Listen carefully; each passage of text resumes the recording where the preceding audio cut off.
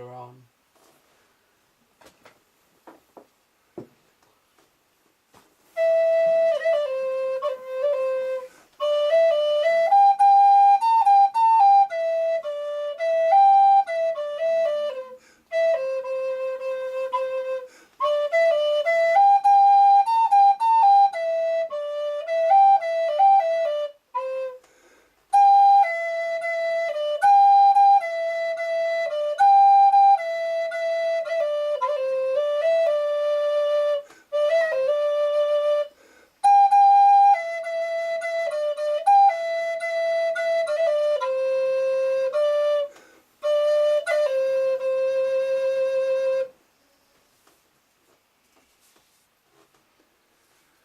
Welcome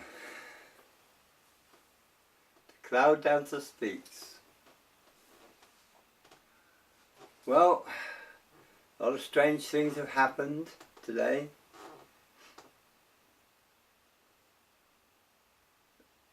Her indoors got up. Just cut it out. You see, she's getting cranky with me already. First I want to apologise for the delay in this broadcast. For the last 3 broadcasts I've dealt with practical things, but this time I'm going to deal with spiritual things.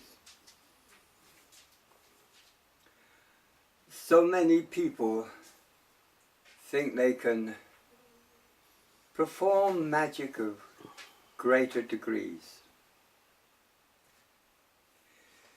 Magic, there's no such thing as magic as really, it's just altering conditions around you, altering your environment, altering your conditions in life.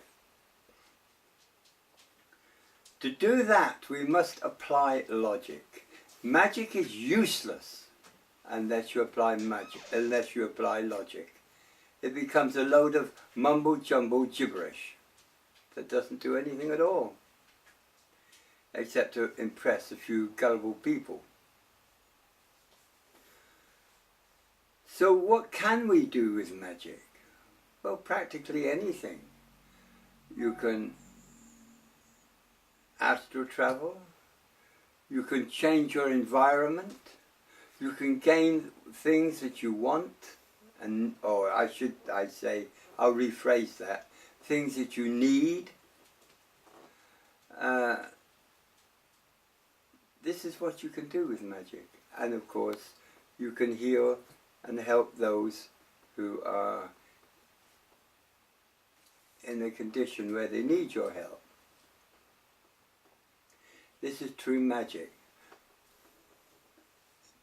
Not levitating, though this is possible. All things like telekinesis, levitation, it can all be done, but it's with the power of the mind. Not your wand, or your sword, or your adoration to some strange goddess from the ancient times. As in magic, as in witchcraft, changes. As we change, as we progress and increase, our technology has increased. It has changed. So therefore, magic will change too. They talk about the great masters. And one of these masters I want to refer to, I think it's Sandanan. Better known to most of you as Jesus Christ. A humble man that was sent on this earth to teach. He was a master, and he was under the tuition of, what was his name, love? Baptist. Huh? Baptist. Yeah. He was under the tuition of John the Baptist. How do we know this? Because if he was the great Son of God, he would not need to be baptized in water, because he'd already be pure and cleansed. The baptism of water is a symbolic death of the old self and rebirth of the new. Since when does the Son of God require that? No, he was a master. It's only the greedy and gullible that thought they could gain out of creating these fantastic stories around this great man. Oh yes, he was crucified, I can guarantee that. No, he was not brought down from the cross. Romans don't do that. They leave the bodies on the cross as a warning. That is the normal practice. So what did he do? He taught. He taught peace, he taught love. It was a hostile time. And the Romans in invading that country or occupying that country caused a lot of unrest. So it was a very hostile time, and he was trying to quell that. What about his miracles, walking on water? And no, these were figments of man's writings. This was altered. I mean, to do one letter, it was transposed by 4 or 5 different scribes. And as you know, anything wrote by man, it carried man's biasness with it. Most of it was done through that great efficient emperor, Constantine, who changed the whole Bible to read as he wanted it to read. So a lot of the truths in these scriptures are hidden completely. So before we put down this man, he was not a charlatan. He didn't have a virgin birth. He was born normally by the joining of a man and a woman. And he wasn't called Jesus Christ either.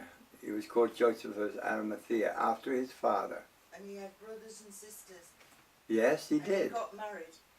He did get married. He was married, and he did have brothers and sisters. Let's face it, for a man in his 30s, in that day and age, not to be married, oh God, that would have caused a big downer. He would have been shunned by society. So, there's a lot of things that are in this Bible that are, some of it is true, some of it is not. A lot of the mystical arts of what he taught astral projection, and that was removed. You must be born again thing, that was reincarnation. So they altered it round to read different. So this was this great master. One man changed the whole precept in the world. But was it Jesus who changed the precept? No. That's what everyone thinks. It was changed by Constantine. If Constantine had not divulged and did what he did, that was taking pagan rituals and Christian rituals and joining them together, because he was losing favour with the people. He was our first pope. He was the one that was responsible for the Christian precept. Do not suffer a witch to live, I think is in the Bible as well. All from Constantine.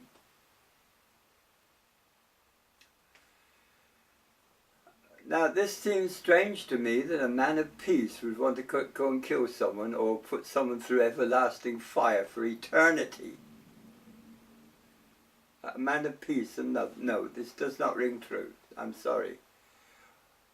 The sacrificing of people and animals, this does not ring true. They did not sacrifice. Well, they did sacrifice, but this was the Christian precept that he arranged. I mean, let's face it, the Romans were still having their games. And we have the same.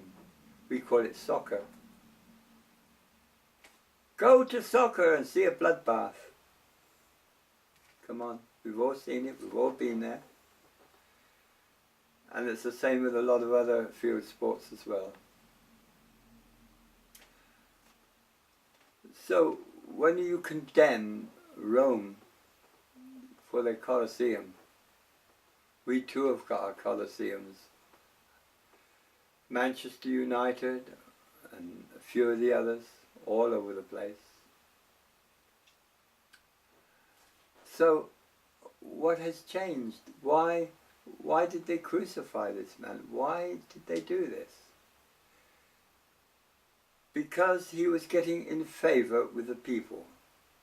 He was getting in favor with the people, and that put Pilate in a very bad position. But the people wanted someone to be a scapegoat. And this humble man ended up being just that, a scapegoat. Now, we go on to his great virgin birth. One of the people that would have mentioned this, and you check this out yourself, would have been Luke. Why? Because he was a physician. And this would cause an outstanding sensation. Did he mention the virgin birth? Nope. He did not. So a lot of it we query. The sacrament is really nothing to do with Christianity. The sacrament is pagan. As some of you know this. So this humble man is given the downer, and he's still given the downer today. The Catholic Church in their ritual crucify him every bloody week. No, there's no good thing about that at all. There have been many that have followed him. Some managed to survive. So this was the way he went with the masses. Then by deeper meditation and various things that we've done, we find that Christ did not ascend. Well, he did ascend, but he returned to earth again. He returned to earth again to be with Kuan Yin. Now in Ireland there are little grottos everywhere, all over the bloody place. But it's not Mary. It's not the Holy Mother.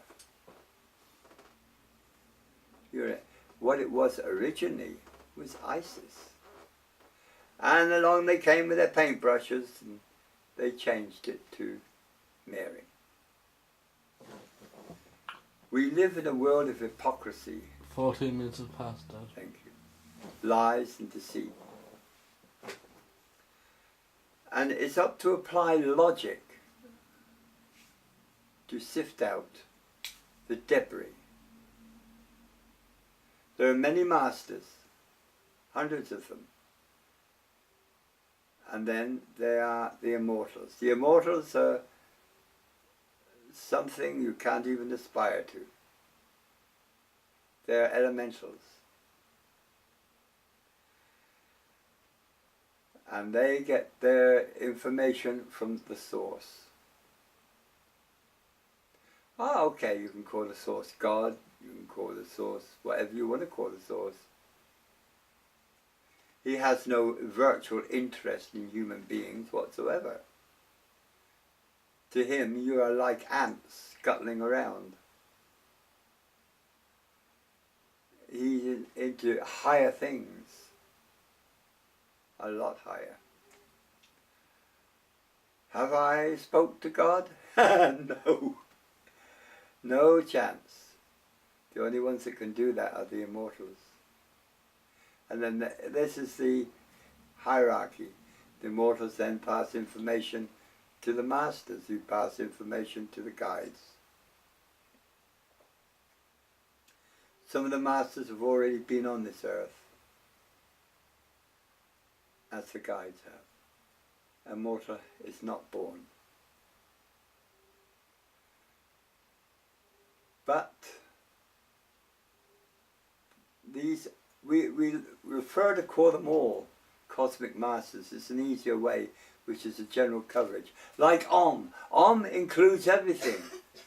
The stars, the sun, the power that's between the planets, that holds the planets in position. The galaxy after galaxy after galaxy. This is Om, the life force. So we refer to the masters as the cosmic masters. It's an easier way to explain it. Okay, that seems to be the end of my talk for this week. I haven't slagged off the missus this week. Well, not so much, because she's been such a darling. And she has things to do today as well. So, I wish you a very pleasant day. And again, my humble apologies for this being so late. Namaste. Om Shanti.